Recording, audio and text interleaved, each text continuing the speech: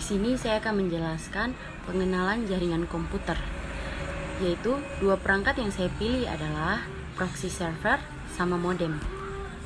Yang pertama, fungsi dari proxy server adalah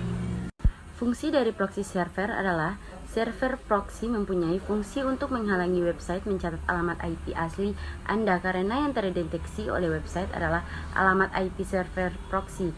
Jadi, menggunakan proxy server sama saja melakukan koneksi online secara anonim. Selain itu, fungsi proxy dalam jaringan komputer diantaranya fungsi koneksi sharing. Ini adalah fungsi dari proxy sebagai perantara dan penghubung pengembalian data dari alamat IP address tertentu dengan alamat IP yang lainnya. Yang kedua, fungsi filtering. Dengan fungsi ini, proxy dapat membuka blokir alamat IP tertentu sehingga tidak dapat diakses oleh komputer user.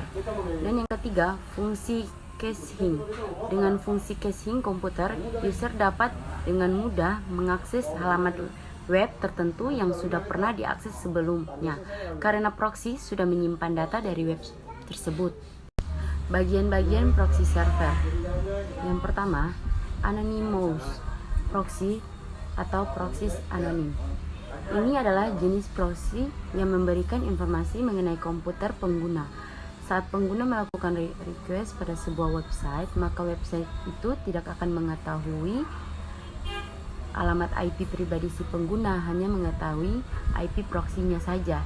Dan yang kedua, high anonymity proxy. Ini adalah jenis proxy yang tidak mengidentifikasikan dirinya sebagai proxy server dan tidak menyediakan alamat IP original. Proxy ini menggunakan header remote header dengan sebuah alamat IP menuju proxy server, sehingga dari pengguna akan terlihat bahwa proxy servernya berperan sebagai klien. Dan yang ketiga, transparent proxy atau proxy transparan. Ini adalah jenis proxy yang melanjutkan permintaan pengguna ke sumber yang diinginkan tanpa mengungkapkan informasi komputer si pengguna.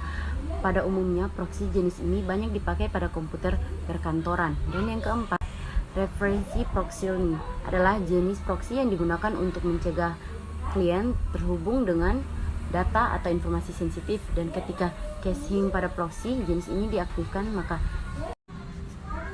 dan kita lanjut, yaitu fungsi dari perangkat jaringan modem.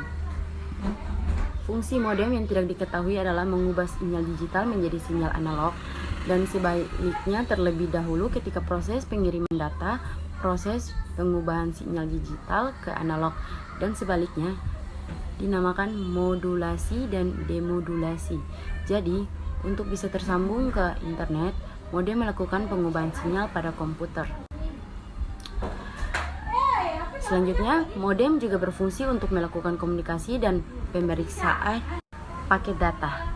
Inilah yang kemudian membuat penggunanya bisa mengakses internet.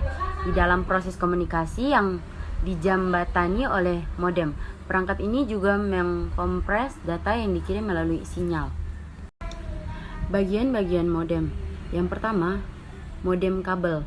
Modem kabel adalah modem yang dapat menerima langsung data dari penyediaan layanan lewat TV kabel.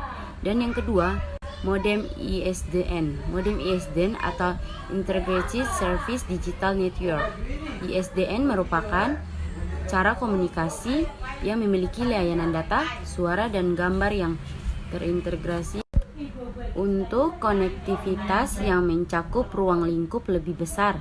Pengguna modem ISDN lebih hemat biaya karena sistem integrasinya sifatnya terpisah. Dan yang ketiga, modem ADCL. Modem ADCL atau Asymmetric Digital Subscribe Line. ADSL memungkinkan mengakses internet dan menghilangkan gangguan saat pemakaian modem. Splitter inilah yang memungkinkan pengguna mengakses internet dan menggunakan telepon dalam waktu yang sama. Dan yang keempat, model analog. Model analog merupakan modem yang mengubah sinyal analog menjadi sinyal digital. Dan yang kelima, modem GSM. Modem GSM yakni modem yang menggunakan telepon seluler sebagai sistem transfer data. Modem ini dapat digunakan untuk seluruh kartu koneksi asalkan asalkan providernya bersifat GSM. Yang keenam, modem CDMA. Modem CDMA yakni modem yang